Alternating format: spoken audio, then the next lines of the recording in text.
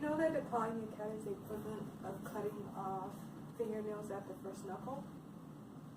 This is a problem because over 36 million households own cats in America.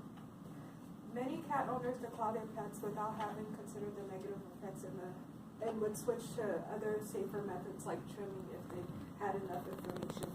I am Anna and I'll be discussing why people declaw their cats. Sid will be discussing the negative effects and John will be discussing about safer alternatives. Cat owners love their cats and tend to make poor decisions out of ignorance rather than a lack of understanding. Many cat owners have problems with cats scratching them or damaging furniture and choosing a permanent solution like declawing without considering the catastrophic effects of it. Many cat owners don't know what is actually entailed in the declawing process. Declawing the cat is equivalent to, again, cutting off the fingernails of humans at the knuckle. Cats are very different from human fingers. Their claws are very different from human fingernails. So that puts things in perspective for you. This action is extremely cruel and unnecessary. Many of the owners actively change their minds after finding out more about the operation. A study found that 75 to 90% of owners change their minds after finding out about this operation, according to a journal published by Mills. We can completely understand this after seeing a few images of the declawing operation. These owners choose this option because generally because of their cats scratching up their furnitures. While cats can do some serious damage to the furniture, there are easier and safer solutions. Many owners jump to the conclusion that declawing is the best and most economic option, which it's not. They tend to ignore the well-being of the cat as well as ignoring cheaper options that require a little more work and effort on their part. And while cats scratching their owners is a problem, it can also be avoided. A lot of the time, cat scratching people stems from their current or previous owner's actions. These can be resolved with proper training and care for the cats. Now Sid will talk about the negatives. So declawing cats hurts the cat in a number of different ways, and it can lead to certain consequences that might not be good for the long run.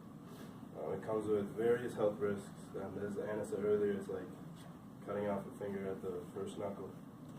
So, in 2018, MR Lappin, in the update on Flea and Tick Associated Disease of Cats, wrote that the process is not required to be as hygienic as human operations, which can lead to an increased chance of infection. The cat's bodies tell the bone to grow, which can lead to painful bone spurs where the bone usually grows. And also the after effects of the procedure are numerous, and they can be long-lasting. They can be hard for them to move, and eventually they could even be lame. Their energy levels are lowered after the procedure because they're healing from it. They can change their personality and their behavior, and they basically just need their claws for a lot of their basic life. In 2016, Jackson Galaxy cat behaviorist was quoted on saying, "Claws are a physically, socially, and emotionally important part of every cat."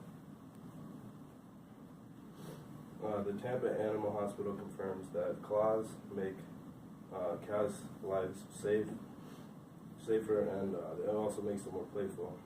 And a lot of times, the operation can come with behavioral problems. A.F. Gerard in 2016 wrote 33% of cats suffer at least one behavioral problem after a declawing operation. And in 2016, Jennifer Conrad confirmed that 18% show increased biting and 15% will not use the litter box after the operation. Now John is going to speak to you about less problematic ways to help with their claws. So For the reason to decline, it's generally because they're scratching up people or furniture, and there's a lot less drastic and long-term solutions to it, I guess you could say. One of the easiest ones and most variety ones is purchasing products to deal with it. One of the most well-known one is scratching post, which will train the cat to scratch that instead of your furniture or people.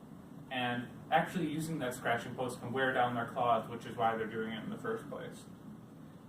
Another solution is to trim or cover their nails. So you can trim a cat's nails, but make sure before you do it that you know how to do it so that you aren't hurting them.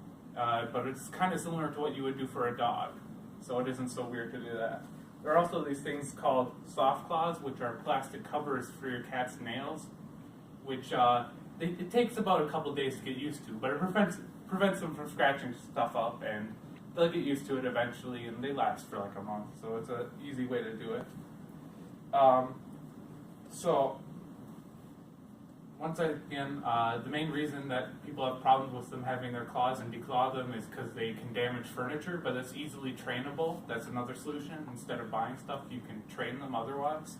So one way you can do it is you can positively encourage them to use the stuff you purchase, like a scratching post. So you can reward them with a treat or something of the likes of that to use the scratching post.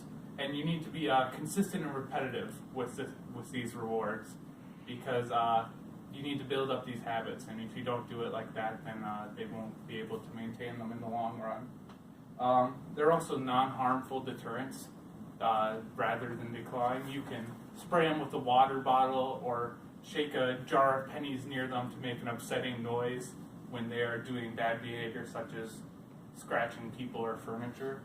You can also kind of steer them away from their favorite scratching spots using double-sided tape or a citrus-scented spray to kind of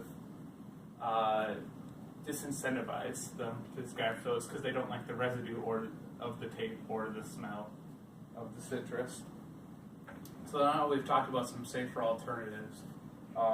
We can review what we've said today.